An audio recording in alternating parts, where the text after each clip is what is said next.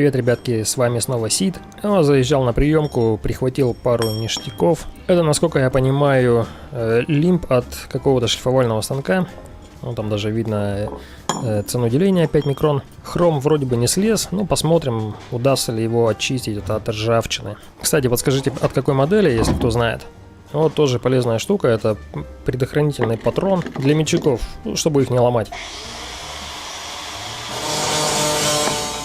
Так вот, вещь хорошая, о ней достаточно подробно рассказывал Игорь, который Игорь Кава. Если честно, если бы раньше не посмотрел его видео, то я бы и не взял ее, не узнал. Так, ну мы к ней еще вернемся, и сейчас давайте посмотрим, что тут еще. Валялся там ящик резцов, но я выбрал как бы поинтереснее, каких у меня нету, потому что обычно я уже не беру. Ну, типа для трапециидальной резьбы, а может для шкивов клиноременных. Это обычные, расточные, ну, как они, упорные. А вот этот интересный, это то ли для трапециидальной резьбы, да, левый. То есть на обратных оборотах для левой резьбы. Вот фасонный, круглый, да. Это шары будем точить. Развертка машинная с конусом. Вот прикольный резец, да, с двумя пластинами. Две пластины припаяны. Ну и вот тоже для внутренних канавок. Тоже прикольный. Главное, державки для нашего станка. Сколько тут? 20-25 миллиметров. А то обычно попадаются то мелкие, то крупные. Вот так этот резьбонарезной патрон выглядит на станке. Ну, тут чего-то или не хватает, или что-то сломано, потому что все мячики как-то устанавливаются наперекосяк. Там еще посадочный конус, вот этот Морзе, да, переточен с 3-го на 2-й. Видать, втыкали его в простую сверлилку. В общем, надо будет его разобрать, посмотреть, что там. Вылет получается большой, конечно, но это не так страшно. Главное, чтобы соосность была с центрами. Смотри. Там такая вот. Так. И что? Она что-то криво, все мячики криво становятся. Их ты не делал, это просто там. Ну, не болтаю, нет, я хотел тогда. Ну, перемещение, да? Да, я не знаю, что делать, там вот в канат. Ну так вот от продольного перемещения часто. А задает положение вот тут.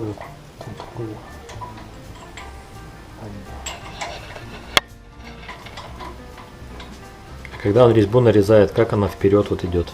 Или тебе надо самому крутить? Да, это тоже вопрос. Интересно. Зашел. Все, да не надо. Ну вот как-то. Ну вот. Ничего да не щелкает. Но. Ну может затянуть.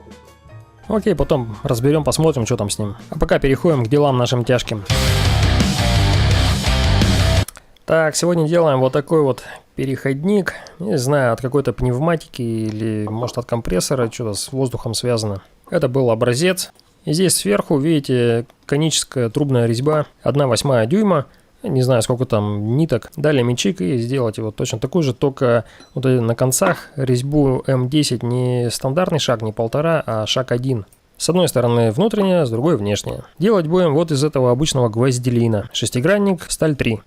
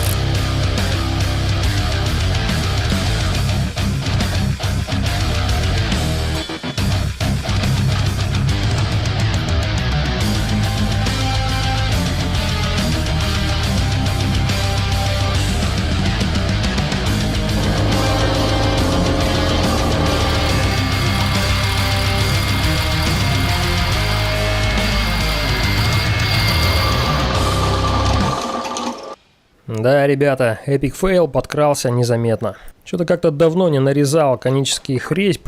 Надо было потренироваться сперва или нарезать ее в самом начале.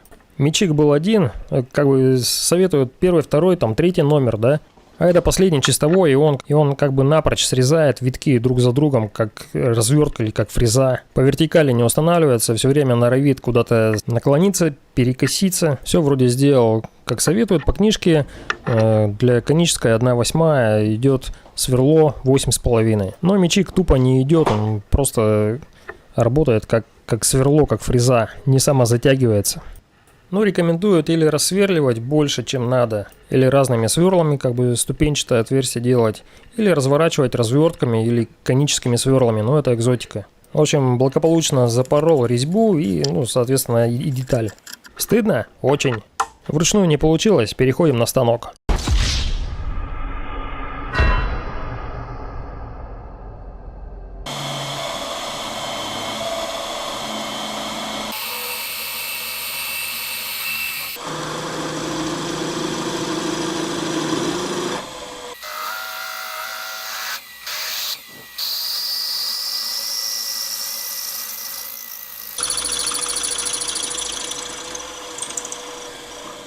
К счастью, нашлась вот такая коническая фреза. Развернул, расфрезеровал отверстие, ну и нарезал более-менее благополучно. Чем хорошо это делать на станке, это то, что как бы соблюдается соосность. Ты поджимаешь центром и как бы создаешь усилие осевое, да, помогаешь ему врезаться. Вообще мячик для конической резьбы испытывает еще больше нагрузки, чем обычный, потому что работают практически все зубья, и с каждым витком усилия возрастают. А у простого сколько там, ну 4-5 витков, да, рабочих, а остальные калибрующие. В общем, тоже есть такая проблема, я там почитал несколько тем, статей, даже на производстве люди, ну, ломают эти конические мячики, потому что крутящий момент очень большой. Но обычно это происходит на нержавейке или на каленой стали. Ну вот так, со второго раза получилась эта деталька, это магазинная, это наша, с мелкой резьбой. Так что вот такая работенка. А на этом пока все, всем добра, удачи.